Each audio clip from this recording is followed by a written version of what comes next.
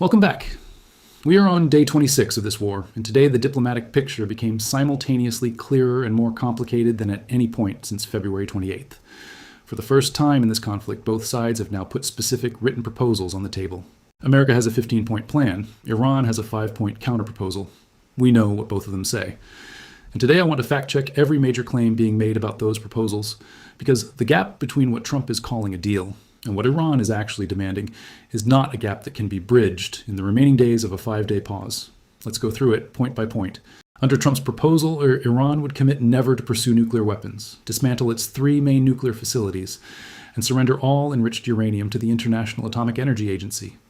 Tehran would also suspend ballistic missile production, limit the rest of its missile program, reopen the Strait of Hormuz, and stop funding regional proxy groups including Hezbollah, Hamas, and the Houthis. In exchange, all international sanctions on Iran would be lifted, and the United States would assist and monitor Tehran's civilian nuclear program. NBC News. That is America's 15-point plan as described by 2 Pakistani officials who transmitted it and reported independently by the New York Times and Israel's Channel 12. The White House did not confirm the full plan. Press Secretary Caroline Leavitt said there are elements of truth to it, but also said some reports were not entirely factual, and cautioned reporters about speculative points from anonymous sources. CNN. Elements of truth. Not a denial, not a confirmation. Elements of truth. That is the official White House characterization of its own peace proposal. Now let's look at Iran's counterproposal, because it is the document that tells you whether a deal is actually possible this week.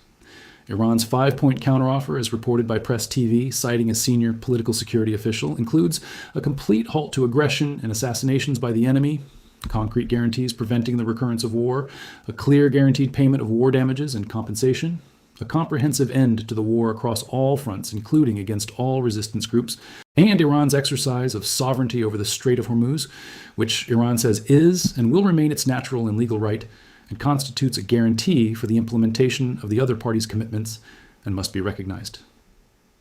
CBS News. 5 points. Let me take each one against America's 15 points and show you where the 2 proposals are completely incompatible. America wants Iran to dismantle its nuclear facilities. Iran wants guaranteed protection against future military attacks, which means the United States promising never to strike Iran again. You cannot simultaneously demand a country dismantle its primary military deterrent and promise that country it will never be attacked. Those 2 demands cancel each other out unless there is an extremely robust verification and enforcement mechanism that neither side has proposed. America wants Iran to suspend ballistic missile production. Iran has explicitly and publicly stated it will not discuss its ballistic missile program under any circumstances. Some of those points were non-starters in negotiations before the war. Iran has insisted it will not discuss its ballistic missile program or its support of regional militias, which it views as key to its security. Bloomberg. Not non-starters now, non-starters before the war began. This is not a new Iranian position created by wartime defiance. Iran has held this position for years through every diplomatic engagement, including the original JCPOA negotiations. America wants Iran to stop funding Hezbollah, Hamas, and the Houthis. Iran's counterproposal demands a comprehensive end to the war across all fronts, including against all resistance groups. Iran is not just refusing to cut off its proxies. Iran is demanding America guarantee the safety of those proxy groups as a condition of any ceasefire. That is not a negotiating gap. That is a structural incompatibility between 2 positions that start from opposite premises about what regional security even means. And then there is Hormuz. America wants Iran to reopen the strait. Iran said that it would negotiate over the status of its nuclear enrichment capabilities, but not its missile program. It maintained that the Strait of Hormuz would not reopen until a peace deal was secured. The authority to issue passage permits is ours. Iranian military spokesperson Ebrahim Zolfagari said of the Strait of Hormuz on Wednesday, adding that Iran plans to charge tolls on ships passing through the strategic waterway. NBC News Iran is charging tolls on ships passing through international waters. Iran's military spokesperson confirmed it on the record. Not hinted at it, not suggested it through diplomatic language, confirmed it publicly by name. The Strait of Hormuz is not a waterway Iran is blocking as a pressure tactic anymore. It is a revenue source that Iran's military spokesperson has now publicly claimed ownership of, and Iran's counterproposal demands international recognition of that sovereignty as a condition of any peace deal. Now, let me fact-check Hegseth's statement from this week, because it is one of the most revealing things any American official has said about this war, and it has not received the attention it deserves. Hegseth said, "We negotiate with bombs of U.S. air campaign in Iran." Bloomberg. We negotiate with bombs. The Defense Secretary of the United States used those exact words to describe the American diplomatic strategy toward Iran. That is not a slip of the tongue. That is a doctrine statement. America's position is that military pressure is the mechanism of negotiation rather than an alternative to it. And Iran's response to that doctrine is also now on the record. Iran will end the war when it decides to do so, and when its own conditions are met. Press TV quoted the official as saying, adding Tehran will continue its heavy blows across the Mideast. Bloomberg, we negotiate with bombs. Iran will end the war when it decides.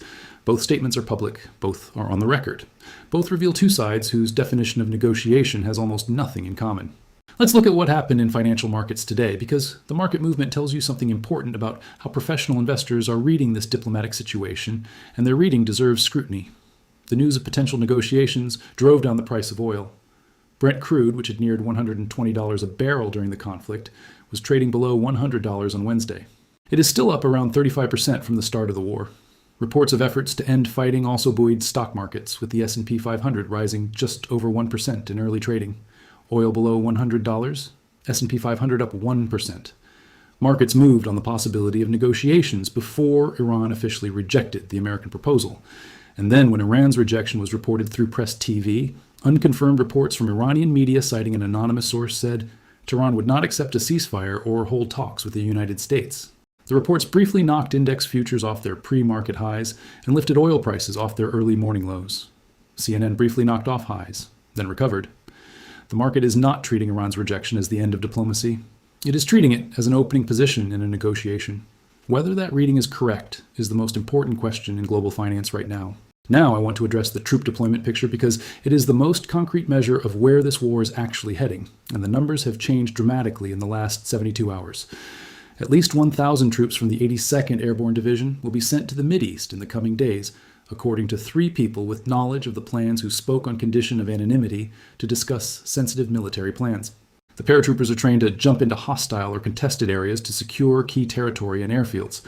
Bloomberg, the 82nd Airborne, America's primary rapid deployment force, the division that jumps into contested territory to seize airfields and hold ground before conventional forces arrive. The 82nd Airborne is not a peacekeeping force.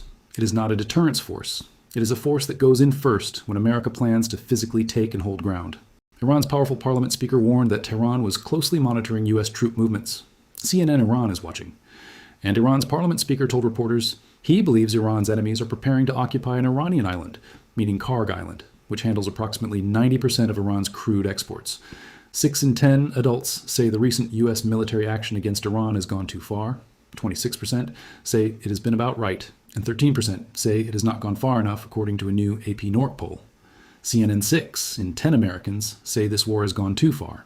That is not a marginal poll result. That is a majority of the American public, including significant numbers of Republicans, telling pollsters that this conflict has exceeded what they consider justified.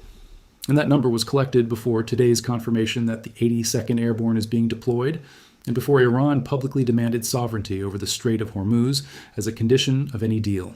China says that it supports all efforts to de-escalate tensions and called for an end to fighting in the Middle East.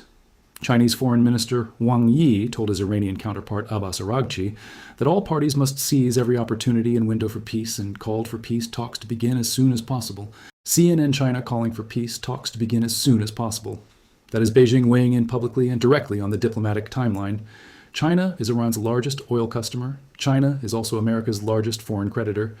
When China's foreign minister personally calls Iran's foreign minister to urge peace talks, Beijing is protecting its own economic interests and signaling to both Washington and Tehran that the third largest economy on Earth has a direct stake in how this ends. The death toll from the war has risen to more than 1,500 people in Iran, nearly 1,100 people in Lebanon, 16 in Israel, and 13 U.S. military members, as well as a number of civilians on land and sea in the Gulf region.